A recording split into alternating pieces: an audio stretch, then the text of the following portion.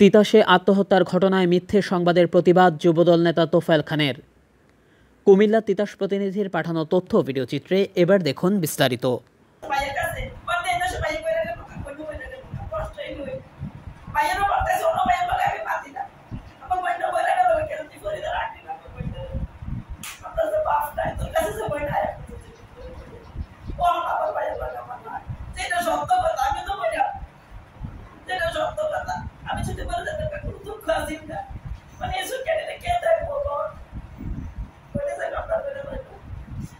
কুমিল্লার তিতাস উপজেলার বন্দরামপুর গ্রামে এক গৃহবধূর আত্মহত্যাকে কেন্দ্র করে স্থানীয় যুবদল নেতা তোফায়েল আহমদ খানকে জড়িয়ে সংবাদ প্রকাশের তীব্র নিন্দা ও প্রতিবাদ জানিয়েছেন তিনি নিজেই।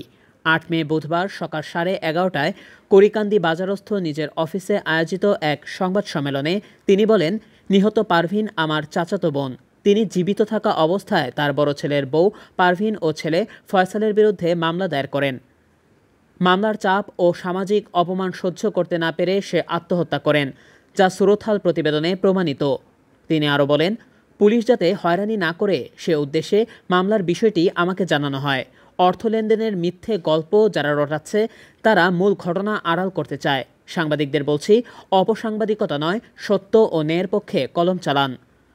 সংবাদ সম্মেলনে নিহতের বড় বোন হোসনে বলেন, জানে আলমের ছেলে মোহাম্মদ শাহজাহান, সজীব মিয়া ও মোহাম্মদ আব্দুল হকের চাপেই আমার বোন আত্মহত্যা করতে বাধ্য হয়েছেন। আমি এর সুষ্ঠু বিচার চাই। নিহতের ছেলে নবম শ্রেণীর ছাত্র রিফাত বলেন, আমার মামা তোফায়েল খান আমাদের পরিবারের একজন অভিভাবক সদৃশ ব্যক্তি। তাকে ঘায়েল করতেই একটি গোষ্ঠী উদ্দেশ্যপ্রণোদিতভাবে মিথ্যে প্রচারণা চালাচ্ছে। আমাদের তার বিরুদ্ধে কোনো অভিযোগ নেই, বরং আমরা চাই তিনি আমাদের পাশে থাকুক।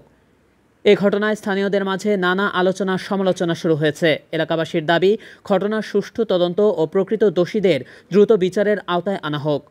মৃত পারভিনের বালিশের নিচ থেকে তার সন্তানেরা একটি চিরকুট পায়। চিরকুটটিতে সে জানায় তার ছেলের শ্বশুরবাড়ির লোকজনের মিথ্যে মামলা ও বিভিন্ন অপমানমূলক আচরণ সহ্য করতে না পেরে আত্মহত্যার পথ বেছে নেন।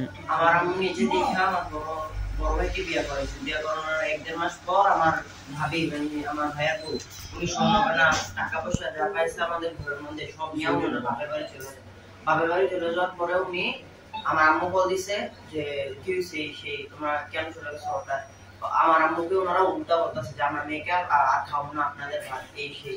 পরে আমার পুরো পরিবার ওনাদের বাসায় গেছিলাম। ওইখান থেকে ওনারা আমাদেরকে বকাবকি করে উল্টাপাল্টা কথা বলে পাঠাই দিছে। এরপর আমরা ওইখানে চেয়ারম্যান মেম্বার ওনাদের সাথে বসছি, তাও ওনারা বলতেছে যে না খাও না আমার মেয়ের বা তোমাদেরকে। আমরা স্থির থেকে কিছুদিন বসেছিলাম।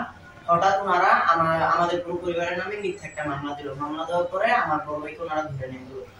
সবকিছু ভাবে যথা ছিল, কিন্তু ওনারা এটার পাশাপাশি আবার ওনারা যারা আছে সজীব, তারপরে শাহপরান, ওনারা ওনার মেয়ের পরিবার সবাই আমার আম্মুকে নিচের মানুষদের মাধ্যমে হুমকি দিত, বিভিন্ন অত্যাচার করতো যে আমাদেরকে এখানে শান্তিতে থাকতে দিবে না, আমাদেরকে ওনারা কিছুদিন মারধর করবে, এলাকা থেকে তাড়াই দিবে, এই সেই।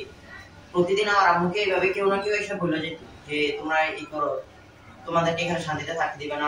ওনারা নিচের মানুষদেরকে এসে বলে যেত আর সেই হুমকি দিয়ে যেত। আর এইগুলোর কারণে আমার আম্মু চাপ দিত ওনারা।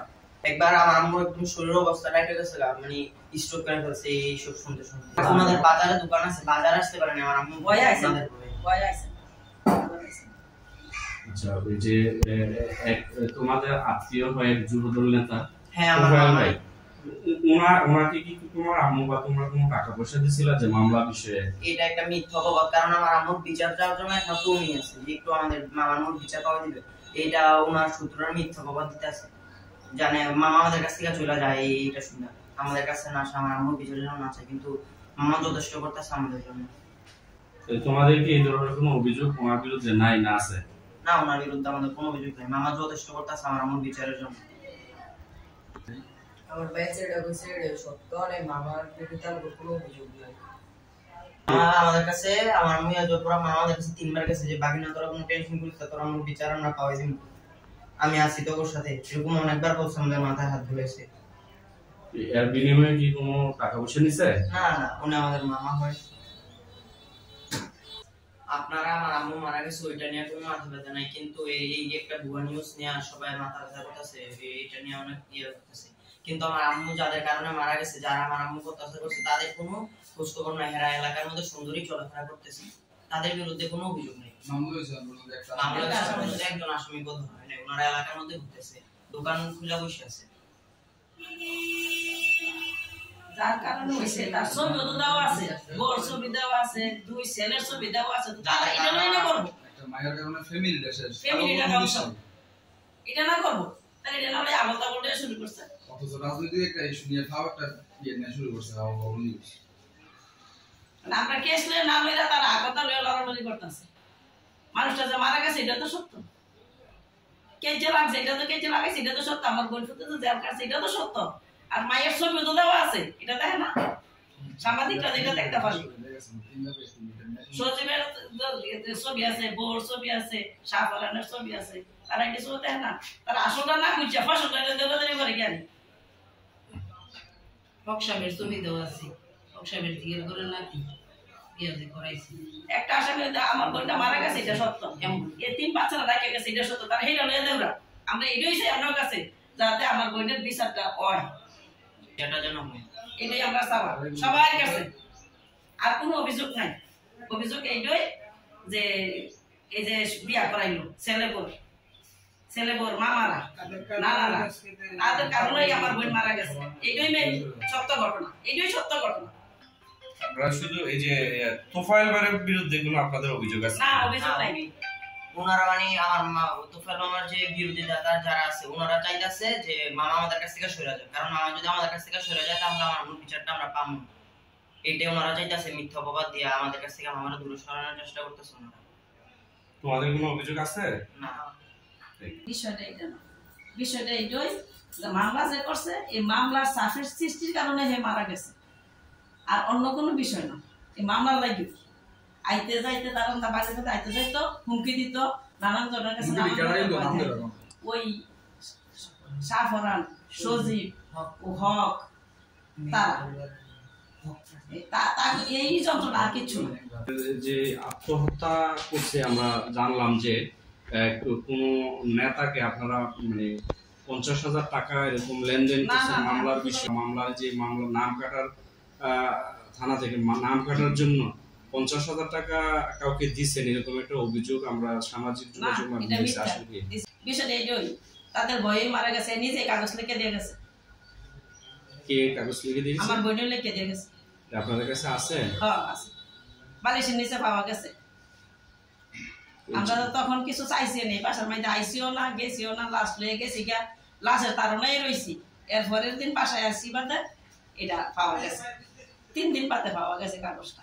হ্যাঁ, লিখে দিয়ে গেছে কাগজটার মধ্যে যে মৃত্যুর জন্য দায়ী কি। কেউ তাকে চাপ সৃষ্টি করছে টাকা পয়সার জন্য? না না না, শাহফরান, সজীব, হক, তারা সৃষ্টি করছে। হক সাহেবের নাতিন বিয়ে করছে বিয়ের করে, আর শাহফরানের জেলসের মাইয়া, আর সজীবের বেইনের মাইয়া। তো তারাইয়া সব সময় বলে চাপ সৃষ্টি করতো আমার বইলে মরার পরে। এরপরে আমরা শুনছি আর কি, আমরা তো আর আগে জানি না, যার যার ব্যক্তিতে থাকি, মানে বৈনিক কি আর কোন বিয়া করাইছে, কেমনে বিয়া করাইছে এটা তো আর আমরা জানি না। পরে তা মরণের পরে এরপরে পয়সা এর মেয়েদের আমরা ওই এই হয়ে গেছি যে খালা আঙ্গ বাসায় কি আর তোকে বাসায় যাইতাম, আমি তো সাইডতলা বাইরে থাকতাম না, আমার খাওয়ার সমস্যা। ওখানে আইতুই আমার সিনজিটা আনছে, আইনা দিই এই সমস্যা কি গো বোন, কি আর এই কাম করছো?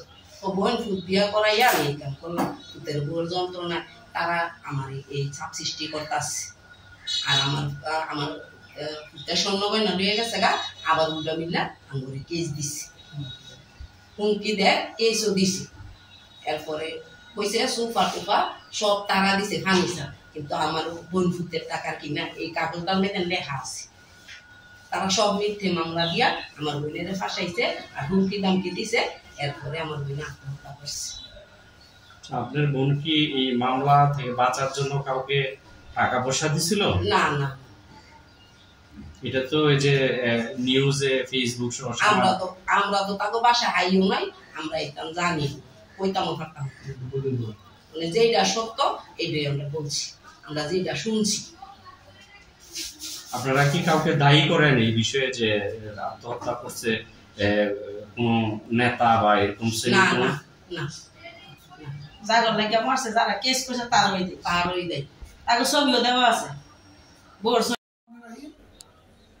প্রিয় তিতাসবাসী এবং আমার সাংবাদিক ভাইয়েরা, আমার এই 40 বছর রাজনীতির জীবনে চাঁদাবাজি, সন্ত্রাসী, আমি এই ধরনের কাজগুলো মনের থেকে ঘৃণা করি। আমি সবসময় কেউ যদি অন্যায় করে এই অন্যায়ের প্রতিবাদ করি। আমার রাজনীতি জীবনে আপনারা দেখেন, আমার নেতা ডক্টর খন্দকার মোশাররফ সাহেব 2001-এ হেলথ মিনিস্টার হয়েছে, ওই থেকে শুরু করে এই পর্যন্ত কেউ যদি দেখেন বাতাকান্দি, গরুপুর বাজার বা করিকান্দি, আমার নামে কোনো বিট নাই। এবং কেউ যদি বলতে পারে যে আমি তিতাসে কোনো ক্রাইম বা কোনো সন্ত্রাসী কার্যকলাপের মধ্যে জড়িত থাকি, এই বিচার তিতাসবাসীর উপরে দিলাম। গত কিছুদিন আগে সামাজিক যোগাযোগ মাধ্যমে আমার বিরুদ্ধে এই একজনের কুৎসা রটাইতেছে যে আমি নাকি বলে এই মৃত ব্যক্তির কাছে চাঁদা চাইছি, এই জন্য সে মারা গেছে। ওইটা আমার বোন, ওইটা আমার ফ্যামিলি।